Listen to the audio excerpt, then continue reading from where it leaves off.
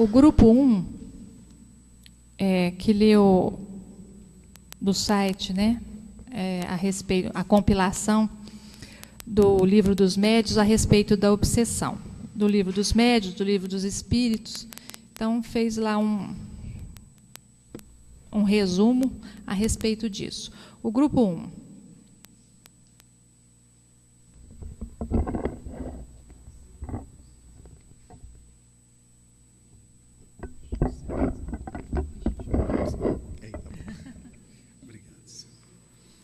Boa noite.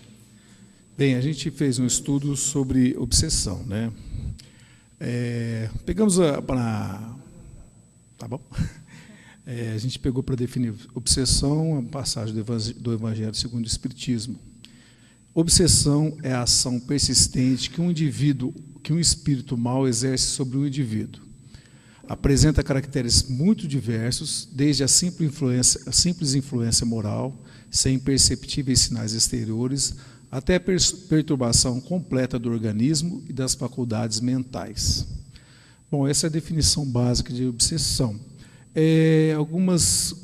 Duas palavras aqui que a gente houve uma discussão em relação, e a Silvia nos esclareceu um pouco aqui. Quando ele fala que é ação persistente de um espírito mau, deve ter havido um erro de tradução, e onde está mal, entenda-se ignorante, porque pode haver uma obsessão de um espírito bom, às vezes querendo fazer o bem, e ele não é efetivamente um espírito mau, ele é ignorante, ele não tem conhecimento. E onde está espírito, a gente pensa automaticamente como desencarnado, mas ele pode considerar espírito encarnado ou desencarnado. E uma ação que exerce sobre o indivíduo, também encarnado ou desencarnado, que a gente vai ver mais abaixo aqui. Bom, a obsessão ela é tratada pela medicina como um problema puramente físico, e por isso o tratamento é incompleto, né? É falível. Pela religião, pela maioria das religiões, a obsessão é tratada como se a pessoa tivesse endemoniada, que precisasse de um exorcismo, que também não é verdade. Somente a doutrina espírita ela consegue dar uma explicação mais racional para o problema, né? E ela trata a obsessão como um relacionamento humano. Embora muitas pessoas que estão nesse relacionamento podem ser encarnados ou desencarnados, né?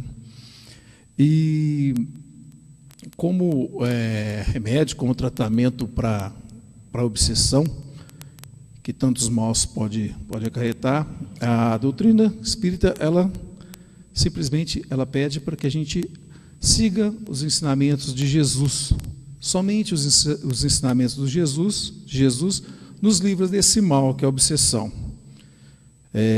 Segundo as palavras de Jesus, perdoa o teu inimigo enquanto estás em caminho com ele, para que ele não te leve a juiz e não te condene.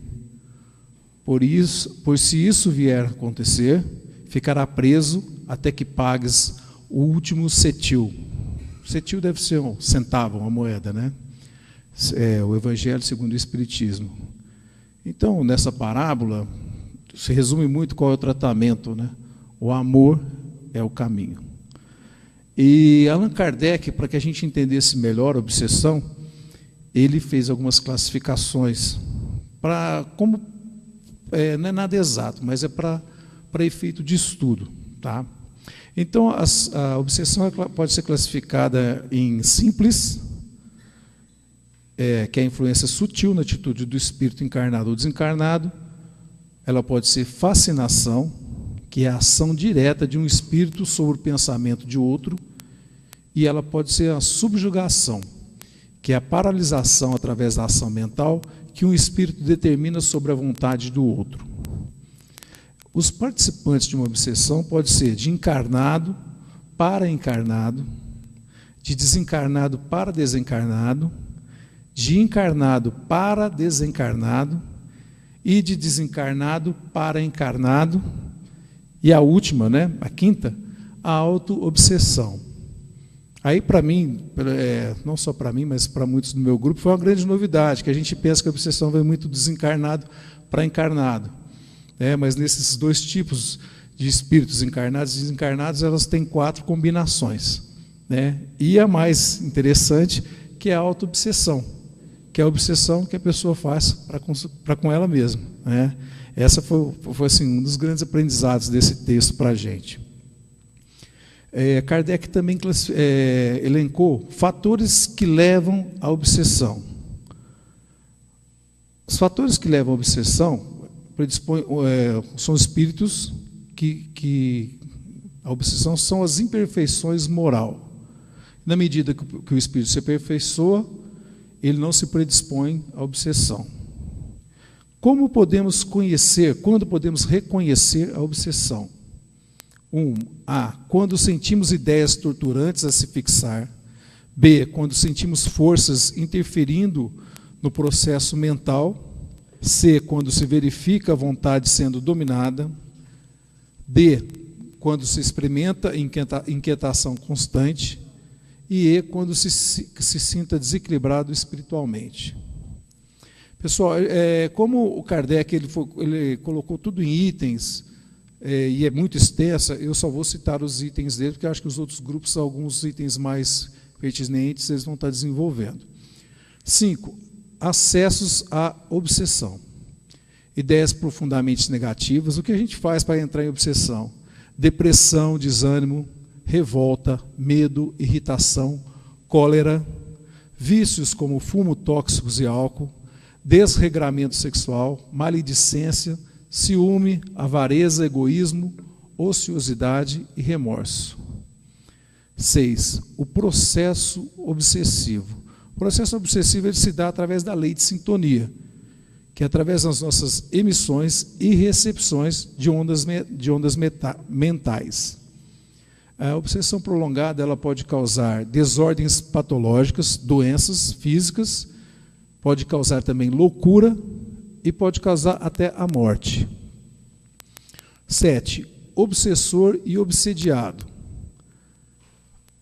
O obsessor e o obsediado eles se encontram, na grande maioria, envolvidos em conflitos passados, de outras vidas, de outras vivências. E é através da compreensão, do conhecimento, que a gente consegue alterar esses laços. Porque os laços eles podem ser modificados, eles nunca são rompidos. Toda ligação que um espírito tem com o outro é eterna. Então, se a gente tem uma relação de obsessão com o espírito, algum débito, a gente tem de resolver e alterá-los, alterá-los para outros laços, porque os laços são modificados, mas nunca rompidos. Nossa ligação com os espíritos é eterna, com cada espírito que a gente se relacionou. O obsessor que guarda hoje sentimento de revolta e vingança é alguém carente de amor e compreensão. 8. A desobsessão. Desobsessão é curar alguém da obsessão. A cura da obsessão, ela baseia-se na conscientização do enfermo, da pessoa que está sofrendo obsessão, e do espírito agressor. Posto que o paciente, ele é o agente da própria cura, ele tem que estar sabendo o que está acontecendo. Então, a doutrina espírita propõe o esclarecimento através do estudo e a renovação interior por intermédio da ação, do pensamento e da vontade. Todas as vezes que a gente consegue elevar-se espiritualmente, no nível espiritual, o espírito que está nos obsediando, ele não consegue nos atingir mais. Ou ele se eleva, e elevando-se a gente consegue ter, eu e ele, alguns acordos, e a gente ou ele vai ficar para trás. Então, o primeiro tratamento, o tratamento do obsediado, é elevar-se moralmente, sair da sintonia com o espírito obsessor. E como evitá-la, Como a gente evitar? Conheça a ti mesmo. A gente se conhecendo, a gente vai saber o que a gente vai estar fazendo para estar em sintonia com o obsessor. Jesus Cristo dizia: orai e vigiai, para não cairdes em tentação. Então, orando, a gente está se elevando espiritualmente e vigiando, né? Vigiando as coisas que a gente conhece da gente mesmo, né? A gente vai estar evitando estar nessa sintonia. Paulo de Tarso também diz: tudo me é possível, mas nem tudo me é permitido. A relação número 10, o item número 10 de Kardec, a família perante o enfermo. No processo desobsessivo, a família assume um papel preponderante, né? Por isso, Kardec enumera algumas recomendações à família, a saber: primeiro, paciência com o enfermo, ausência de curiosidade sobre o obsessor, não atribuir ao obsessor os acontecimentos desastrosos que acontecem, não ter repulsa aos perseguidores, não desejar que os perseguidores sofram o reverso da medalha, esperar sem pressa, confiar no tratamento dos bons espíritos, não buscar meios violentos ou aparentemente rápidos para desalojar o obsessor, orar sinceramente em favor do perseguidor. Talvez esse relacionamento que a gente tem, sobretudo com alguém que persegue alguém da gente, não da família da gente, sejam os mais difíceis. Mas está aí a receita.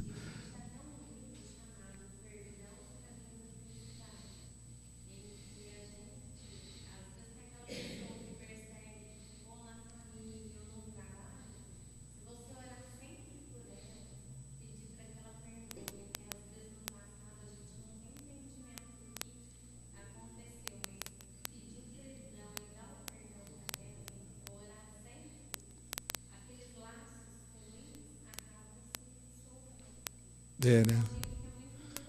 Eu acho que essa é a sintonia, né?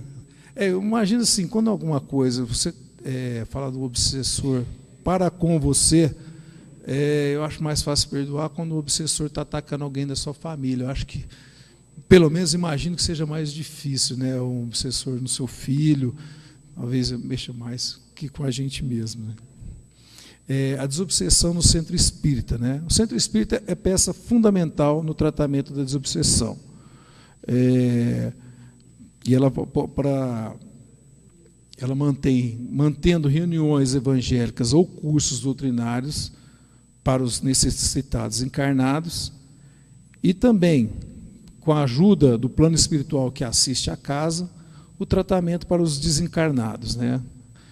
Para a desobsessão dos desencarnados. A equipe no centro espírita, ela, de preferência, em primeiro lugar, é fundamental a harmonia da equipe, né? E pede-se, né, se possível, que seja uma equipe pequena, porque com menos pessoas trabalhando é mais fácil atingir a harmonia. Mas, se a equipe for grande e que viva num clima de respeito, fraternidade e harmonia entre todos, não tem problema nenhum. A equipe tem de ter constituída por um dirigente, por médios de incorporação, doutrinadores, médios de sustentação e ou passistas, né? Todo o êxito da reunião depende totalmente da equipe, né? De todos os membros da equipe. Então, os requisitos básicos para os membros dessa equipe são interesse pelo estudo, disciplina, pontualidade, assiduidade, vivência com os postulados cristãos, fraternidade, amor pelo semelhante, etc. Kardec também classifica os espíritas, a escala espírita, no seu grau de desenvolvimento. Primeira ordem, espíritos puros, que tem a predominância do espírito sobre a matéria e a moral absoluta.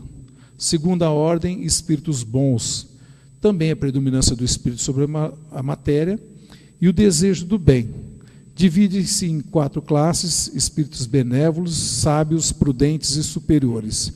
E ainda a terceira ordem, que são os espíritos imperfeitos, que é a predominância da matéria sobre o espírito e a propensão ao mal. Dividem-se em 5 classes: espíritos impuros, levianos, pseudo-sábios, neutros, batedores e perturbadores. Então, ele conclui que, enquanto o homem não incorporar em seu comportamento hábitos e as lições de Jesus Cristo, a obsessão continuará a existir no meio humano. Quando nós superarmos a maldade em nossos corações, teremos nos libertado do mal, caminhando rápido para a era do Espírito.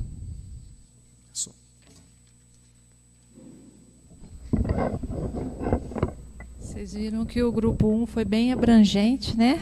Falou bastante. E agora o grupo 2. Florações evangélicas, do Divaldo Pereira Franco, o Espírito Joana de Ângeles.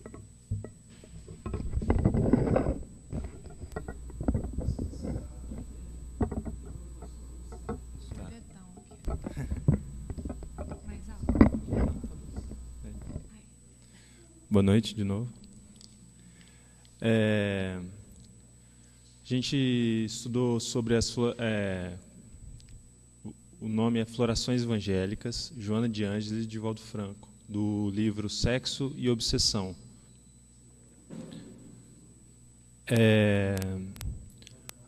Cada um na sua condição, obrigado. Cada um na sua condição reencarna-se com base no esquecimento, com seus desequilíbrios físicos e psíquicos, que são modeláveis com o amor fraterno. O que isso significa? Que não só porque a gente reencarnou que a gente deixou nossas imperfeições para trás, né? Então a gente reencarna com elas para vir aqui para a Terra e extingui-las aqui. Só que tem um porém. Elas são modeláveis vamos falar assim, na infância, né? Que é quando os nossos pais, o amor fraterno, ele nos conduz, né? E é como se você plantar uma árvore e colocar aquela hastezinha para conduzir ela para cima, não deixar ela entortar. Seria basicamente isso, né? Agora que eu fiz uma analogia, né? A gente não tinha falado nada disso, gente.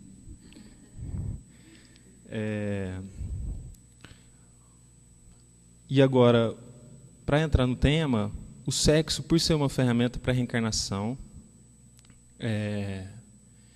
ele usado em desequilíbrio leva à perdição. Ou seja, ele é uma ferramenta necessária, importantíssima para a evolução do ser humano, de cada ser, só que ela usada excessivamente, de maneira inadequada, ela pode levar à perdição. Então, assim como vários declínios que o ser humano tem, declínio para o sexo, ou por poder, ou por qualquer outra, vamos falar assim, por orgulho, ela pode ser, como é que eu digo, explorada por obsessores, levando ao desencontro do objetivo daquele ser na Terra, né? Então, se a pessoa já tem uma tendência, já tem aquele vamos falar, aquele desequilíbrio naquela parte, então se ela não vigiar isso nela mesma, ela pode ser levada como é que eu falo? A se perder ao longo dos seus ensinamentos e ao objetivo de vida, não conseguindo resgatar suas dívidas, né? E não espere a senectude para que te apresente sereno.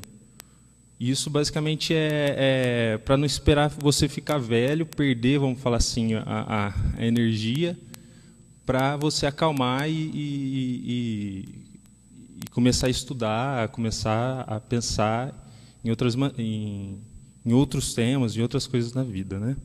Então, a partir de agora, todo mundo pensar, sabe, em se mudar nessa parte, começar a vigiar, começar a se preocupar e não esperar ficar velho para conseguir se organizar, né, nesse sentido.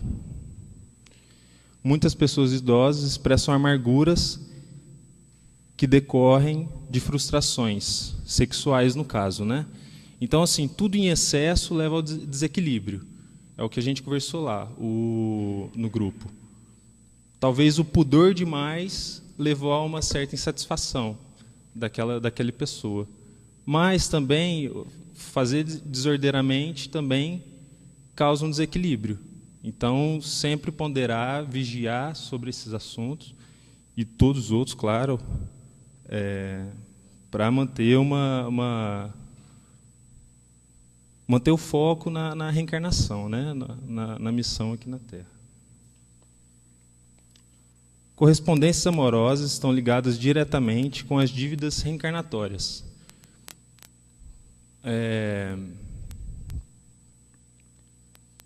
Por exemplo, você se apaixona por uma pessoa, mas aquela pessoa você, como é que eu falo? Ela já perdeu, já passou, sabe, o tempo de vocês se encontrarem.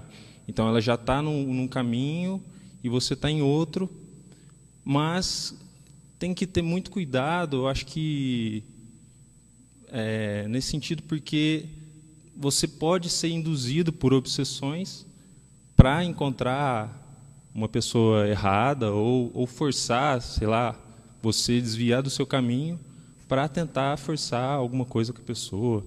Não é forçar nesse sentido de forçar, mas você insistir numa coisa que não é, né? Uma coisa que já passou, alguma coisa que... Eu estou meio confuso? Eu acho que hoje eu não estou...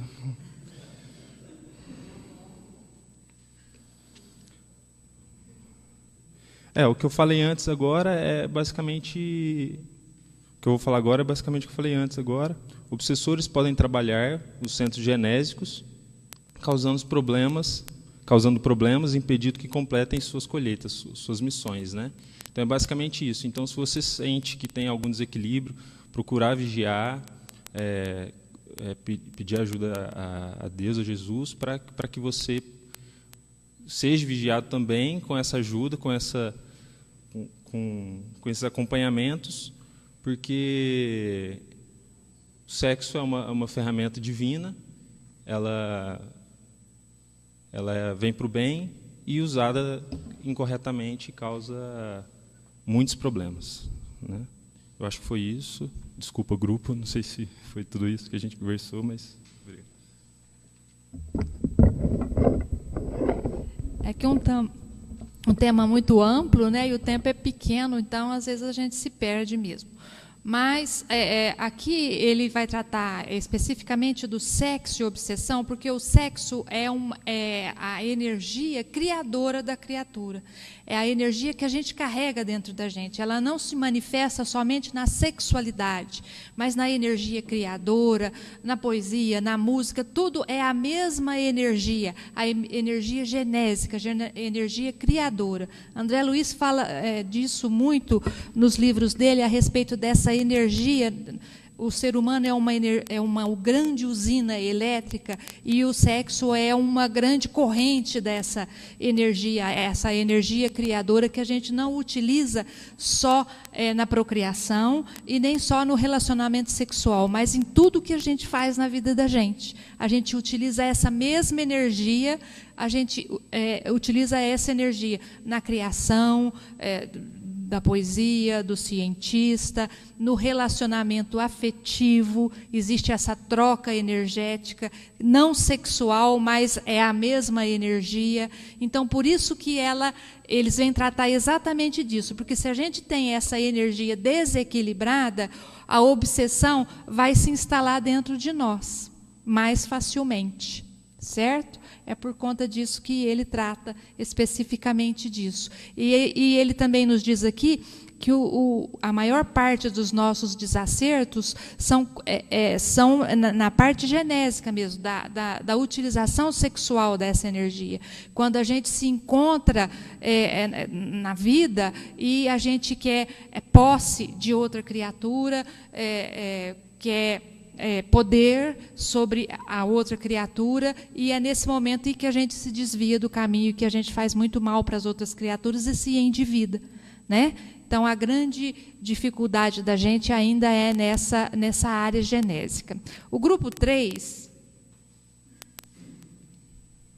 ele vai falar sobre o vampirismo.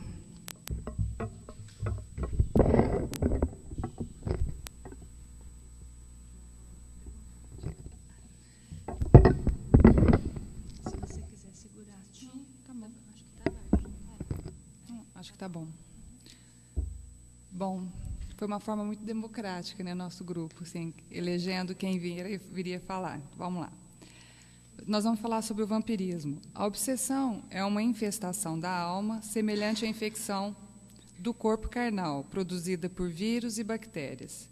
A alma é o espírito enquanto encarnado. Morto o corpo, a alma se liberta e reassume a sua condição livre de espírito. Kardec classificou a obsessão em 3 categorias: obsessão simples, subjugação e fascinação. O primeiro tipo, né, que seria obsessão simples, se caracteriza por perturbações mentais e alterações de comportamento, sem muita gravidade. O segundo, que seria subjugação, pelo domínio do corpo, produzindo-lhes o chamado tiques nervosos e sujeitando-lhes a atitudes ridículas em público. O terceiro consiste no domínio hipnótico do corpo e alma, através de um processo de fascinação que deforma a personalidade. É uma escala simples, como Kardec gostava de fazer para não complicar as coisas. O importante para Kardec não era dar nome aos fatos, mas encontrar o meio de resolvê-lo. No capítulo trágico da obsessão em massa, temos o tópico especial do vampirismo. O vampirismo são espíritos muito arraigados nos prazeres da terra, que ficam próximos aos encarnados para sugar a energia vital. O vampirismo está ligado às sensações, ao consumo, ao vício. Tanto o hétero como o homossexual são suscetíveis ao vampirismo, ao desajuste sexual. O vampirismo vai cessar quando nós reagimos buscando o melhor. Aqui eu estou falando do hétero ou como homo, né? Porque ele está tratando, neste caso, ele trata a homossexualidade como um desvio, né? Ele fala que seria aqui um fato de obsessão. O grupo reúne, a gente pensa que, na época em que foi escrito, né, poderia ter esse viés. Hoje a gente mudaria, porque senão a gente cairia muito como é a cura gay, né? Eu acho que não seria por esse lado. Existem fatos e fatos, então o que a gente chega à conclusão é que não dá para generalizar. A forma que ele escreve é uma forma muito genérica aqui, né, falando do homossexualismo. Então, por isso que eu coloco as duas, tanto o hétero como o homo, né? Depende do caso. Então, ele fala assim que, na verdade, é que no vampirismo é uma parceria sinistra. Daí a necessidade de se doutrinar primeiro o obsedado, despertando-lhe a consciência das suas responsabilidades, para que ele feche uma porta para a sua vontade às insinuações dos obsessores. Aí vem um exemplo que é falado o texto inteiro, que também é um texto muito extenso. Um jovem de pouco mais de 20 anos procurou-nos para expor o seu caso. Começou dizendo em lágrimas, de mãos trêmulas: sou um desgraçado que goza mais do que muitos rapazes felizes. Toda noite sou procurado em meu leito por uma deidade loira e belíssima, extremamente amorosa, que se entrega a mim. É uma criatura espiritual, bem sei, e não quero aceitá-la, mas não posso repeli-la. Após ela desaparece como nos contos de fadas, e eu me levanto e grito por ela em tamanho desespero que acordo os vizinhos. Todos pensam que sou sonâmbulo e um pouco louco. Ajude-me, por piedade. O caso vinha de longe, desde os seus 16 anos. A jovem lhe aparecera pela primeira vez como sua filha de outra encarnação. Essa referência filial era um embuste destinado a aumentar as sensações com o excitante do pecado. 6 anos depois do reencontro, por acaso, Fugir envergonhado pela confissão e com medo de que o libertássemos da obsessão. Então, há uma escolha aqui, né?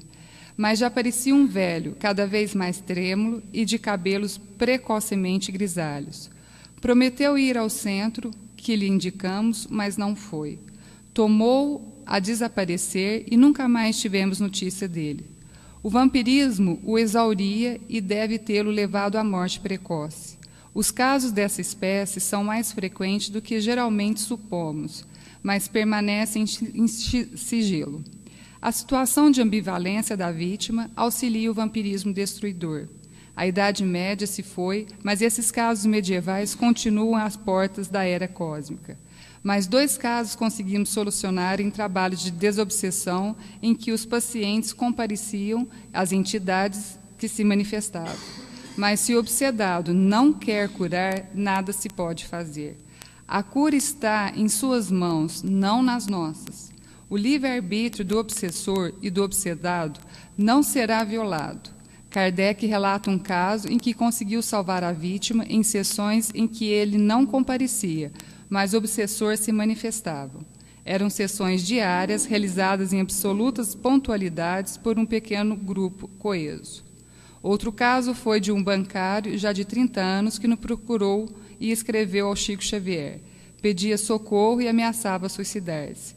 Não obstante, alegava-se que era um caso de disfunção no campo estritamente biológico e não queria submeter-se a trabalhos espíritas. Tratava-se de homossexualismo masculino. Chico Xavier nos respondeu dizendo que só nos resta orar pelo obsedado e sua vítima. A vítima era o espírito vampiresco. A mediunidade, luz divina no campo da comunicação, tão desprezada, aviltada e caluniada pelos que não o conhecem, segue humilde na terra as pegadas de Jesus, semeando bênçãos nos caminhos de urzes e espinheiros impiedosos do mundo dos homens. Graças a ela, as mães sofredoras que deixaram filhos no mundo em resgates dolorosos conseguem socorrê-los e libertá-los de provas esmagadoras que os homens, em geral, só podem aumentar e agravar. Os médiuns precisam conhecer esses episódios emocionantes para compreender o esplendor secreto de sua missão e a utilidade superior e humilde do mediunato que lhe foi concedido. Chegou a hora em que esses fatos secretos devem ser proclamados de cima dos telhados, segundo a previsão de Jesus registrada nos Evangelhos. Mais do que nunca se comprova o adágio: ajuda-te e o céu te ajudará.